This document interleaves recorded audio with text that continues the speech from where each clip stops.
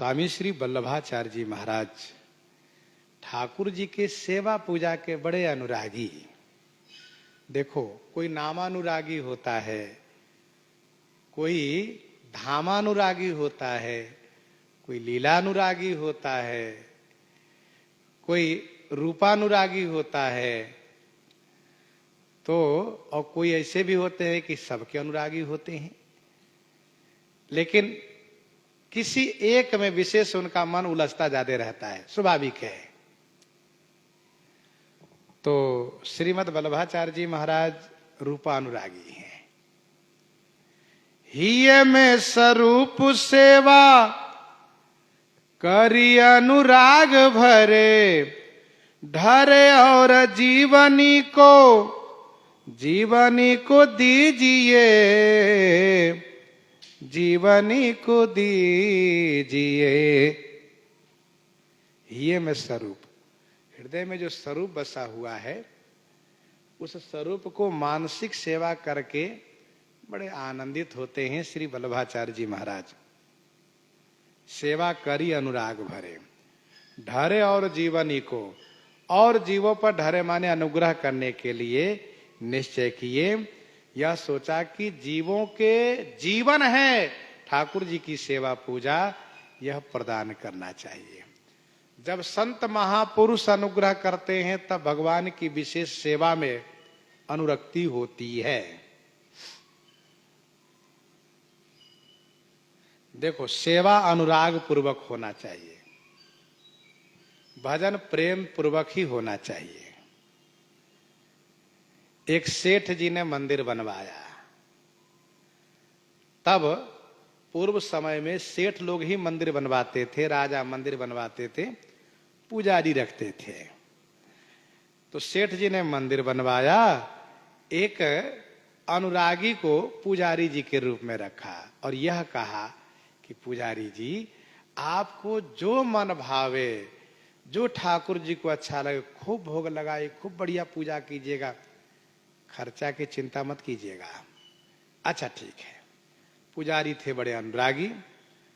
बाजार जाएं और जो नई वस्तु बाजार में दिखे उसको जरूर लेकर आवे, नई चीज भोग लगाने के लिए, चाहे जितना पैसा लगे, बस नई चीज है तो हमारे ठाकुर जी को मिलना चाहिए।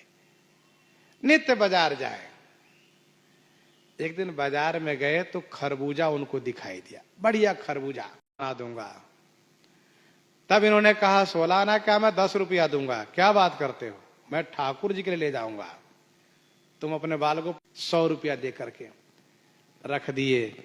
बाजार से आए हैं ना, इसलिए खरबूजा रख करके नहाने गए, स्नान करने गए।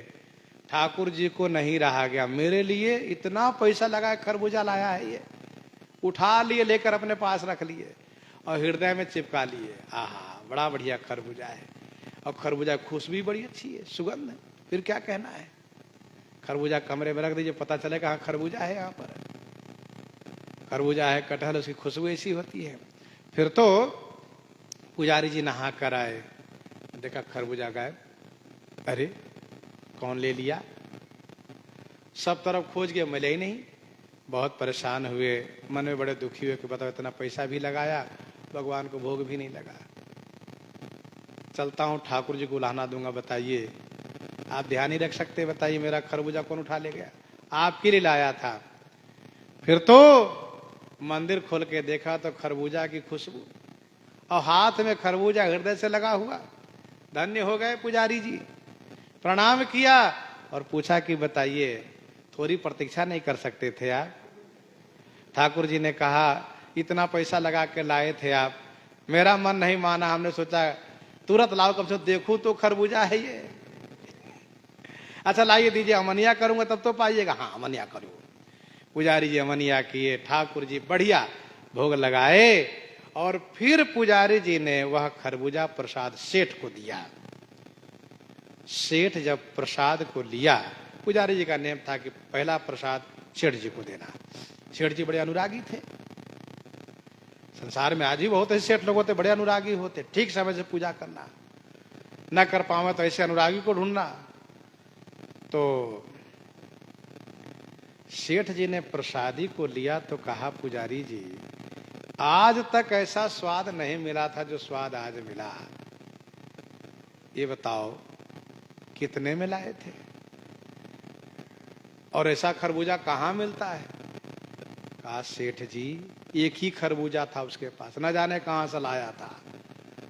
और बताया कि बड़ा मीठा है और 2 आना का बेच रहा था। एक सिपाही अड़ गया, वो कहा कि वो मोल करना शुरू किया उसने, 60 रुपया तक आ गया तो मैंने 100 रुपया दिया। मैंने कहा मेरे ठाकुर जी को भोग लगेगा, फिर संसार वाले खाएगा, कोई संसार के लोग खावे। सेठ जी ने कहा, पुजारी जी बहुत अच्छा किए, अरे 100 नहीं तू 1000 लगा के ले आता तभी मैं बहुत खुश होता। जो स्वाद आज मिला है, क्योंकि सचमुच भगवान के अधरामृत से वह उचिष्ट प्रसाद खरबूजा का, सेठ जी धन्य हो गए। कहने का भाव यह है कि अनुराग, क्योंकि राम ही केवल प्रेम प्यारा, बड़े अनुराग से पूजा करते थे। देखो भाई, पूजा प्रेम पूर्वक, ठाकुर जी कम ही रखो लेकिन पूजा करो भाव से। एक पुजारी था, एक तो अवस्था से वृद्ध था और 4 मंदिर की पूजा करता था। एक जगह तो थोड़ा वो ठीक से करता भी था, तो 3 जगह तो क्या करे, थोड़ा जल छिड़ दे, तुलसी फूल डाल दे, हो गया। और एक जगह थोड़ा बना के भोग लगावे, और 3 जगह क्या करे, 2 महीने 3 महीने के लिए शक्कर पाड़े बना ले, उसी को भोग लगावे। भगवान को टूटता नहीं था, परेशान हो जाए। देखो, जब भगवान प्रतिष्ठित हो जाते हैं तो भक्त के अधीन हो जाते हैं। जब उनको सुलाएंगे तभी सोएंगे, बिल्कुल अधीन है। बैठाएंगे तो बैठे रहेंगे, और खिलाएंगे तो खाएंगे, पिलाएंगे तो पिएंगे, न तो प्रतीक्षा करेंगे। ऐसे ठाकुर जी बिल्कुल भक्त के अधीन हो गए हैं। फिर तो जब वह शक्कर पारे फूट नहीं रहा था तो ठाकुर जी ने चक्र की ओर देखा, कहा